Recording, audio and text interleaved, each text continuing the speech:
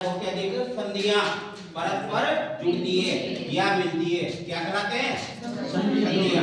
एक बार फिर देखिए, वो स्थान जहाँ पर दो या दो से अधिक अस्थियां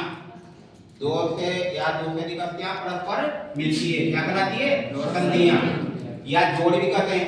संधियां तीन प्रकार की होती है। एक तो चल संधि है ना, इसको पूर्ण संधि भी कहते हैं क्योंकि इसमें संपूर्ण रूप से गति होती है। दूसरी है अचल संधि, यानी इसमें किसी प्रकार की कोई गति नहीं होती है, इसको क्या कहते हैं? स्थिर संधि भी कहते हैं क्योंकि इसकी जो अस्थियां रहती है परस्पर क्या रहती है? फिक्स रहती है।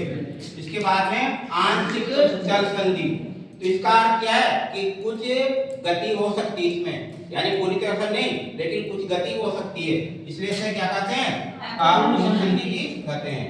अब सबसे जो इम्पोर्टेंट है वो है पहले वाली, क्योंकि पहले वाली भाई संधियों के प्रकार तो आते हैं क्वेश्चन में, लेकिन क्या है पहले वाले में ना चल संधि वह इंडिविजुअल रूप से पहले पर्सन के रूप में भी आ सकती है। तो इसमें देखिए पहला चल संधि, इस चल संधि को क्या कहते हैं? साइनोवियल संधि। साइनोवियल संधि भी कहते हैं। और एक और याद होगा आपको, इसको पूर्ण संधि भी कहते हैं। क्या कहते हैं? पूर्ण संधि, क्योंकि इसमें जो है ना जो अस्थियां रहती है परस्पर वो क्या करती है? गति करती है, यानी किसी प्रकार की कोई रुकावट नहीं होती है।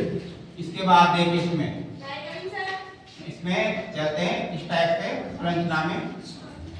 एक क्या होती है? बड़ी अस्थि होती है, घर की एक बड़ी अस्थि, और इस बड़ी अस्थि में एक गुहा पाई जाती है, और एक रहती है छोटी अस्थि, और जो छोटी अस्थि है इस प्रकार से छोटी अस्थि का जो गोल सिर रहता है, तो ये जो बड़ी अस्थि है ना उसकी जो गुहा रहती है उसमें क्या करता है? गति करता है। तो याद रहेगा, ये तो क्या है? छोटी अस्थि, और इसका ये गोल सिर, और एक रहती है बड़ी अस्थि जिसमें एक गुहा पाई जाती है,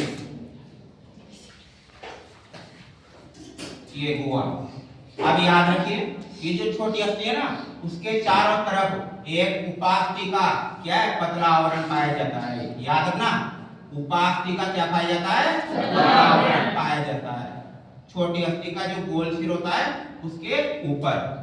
और उसी प्रकार से ये जो बड़ी अस्थि है इसमें एक झिल्ली पाई जाती है। क्या पाई जाती है? एक झिल्ली पाई जाती है। तो याद रखिए, इसे तो क्या कहेंगे? छोटी अस्थि, छोटी अस्थि, और इसे क्या कहेंगे? बड़ी अस्थि। इस बड़ी अस्थि के अंदर जो गुहा पाई जाती है इसे क्या कहते हैं? साइनोवियल गुहा। क्या कहते हैं? साइनोवियल गुहा। और ये जो साइनोवियल गुहा है उसके चारों तरफ क्या पाई जाती है? एक झिल्ली पाई जाती है। क्या पाई जाती है? झिल्ली। इसे क्या कहेंगे? साइनोवियल झिल्ली। क्या कहेंगे? साइनोवियल झिल्ली। और ये जो गुहा रहती है इसमें एक द्रव भरा होता है। क्या भरा होता है? एक द्रव, इसे क्या कहते हैं? साइनोवियल द्रव।